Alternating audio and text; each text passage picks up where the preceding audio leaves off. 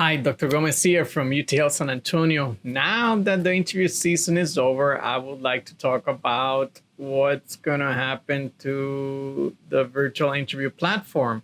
I think a lot of people don't know what's going to happen. I don't know what's going to happen.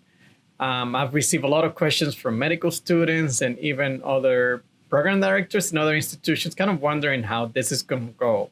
I think when COVID started a year ago, we had to go to the virtual platform because there was just no other option. There was just social distancing and people had to stay home. There was no traveling.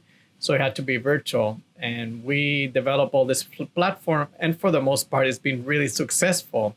I think that for me, I liked it. It's kind of been easy.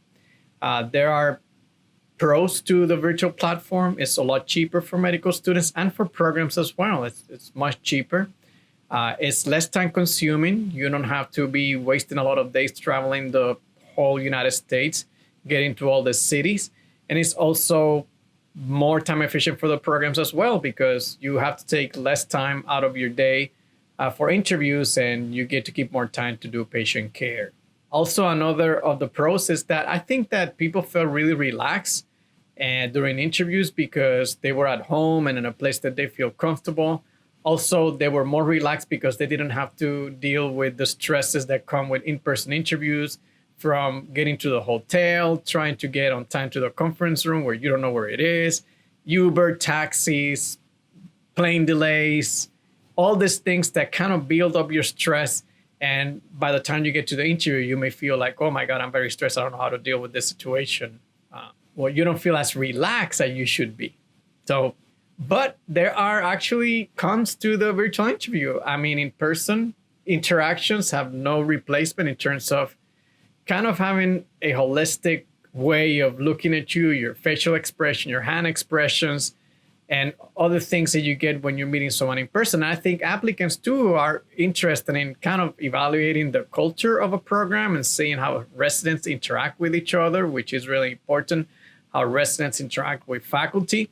Also, applicants may want to go to a city and see how it is, the traffic, kind of what is the vibe of the city that you can really not get out of Google Maps. I mean, you can go to Google Maps and take a view of pretty much every street, but it doesn't give you that same vibe. So I think applicants at the end of the day may still want to go to some programs to see the hospital, see the facilities, and also to be able to get the vibe of the city.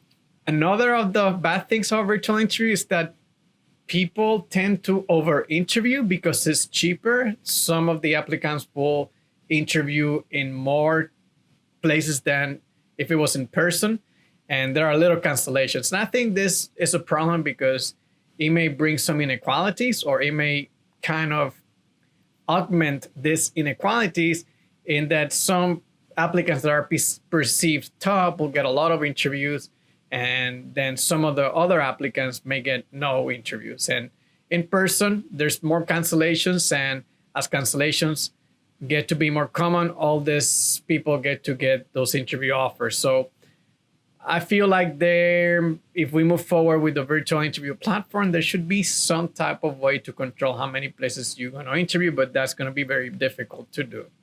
So the question is, are we going to keep the virtual platform? Are we going to go back to in-person interviews, or are we going to create a hybrid? I've heard all of it. I think a lot of people want to keep it virtual, but again, some people still want to do in person just to have this feel and all the things we already discussed. I feel that it will be difficult to have a hybrid system. And the reason for that is because you're going to assume as a program that if an applicant interviews in your program in person, that means that they have a lot of interest in your program.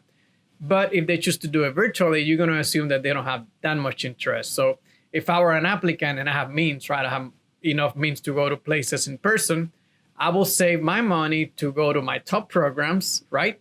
And be in person so I can show who I am and they can sense that I have a lot of interest. And then I will choose to go virtually to those programs that from the get-go, I consider them to be safeties.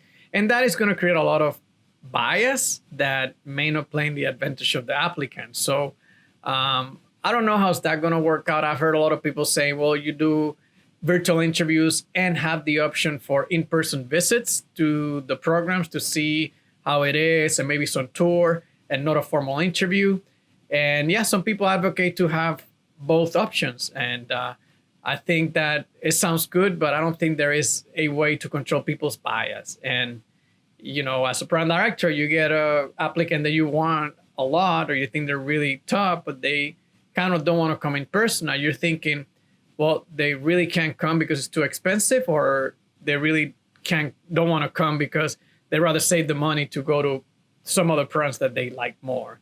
So that may create a little bit of bias that I don't know how that's going to work. So we'll see what happens as we move forward. I'm sure that the big societies are going to come up with surveys and meetings, and people are going to put all their big brains together and try to represent the interest of everybody and come up with some recommendations that hopefully most people will follow. Because I think for me, for example, as a program director, I'm thinking, well, maybe I want to keep doing virtual interviews, but I would like to know what other people are doing, because I kind of want to do the same as other programs are doing. I don't want to be the super different person. It may put me in an advantage, but it may also put me in a disadvantage. So I hopefully societies will kind of come up with some recommendation, and I'm sure that's what happens. But I don't know. Let me know what you think in the comments. I'll be happy to hear. What do you think is going to happen with the virtual interview season? Is it going to stay virtual? Is it going to be in person? Or is it going to be hybrid? Good luck, and you all take care. Bye.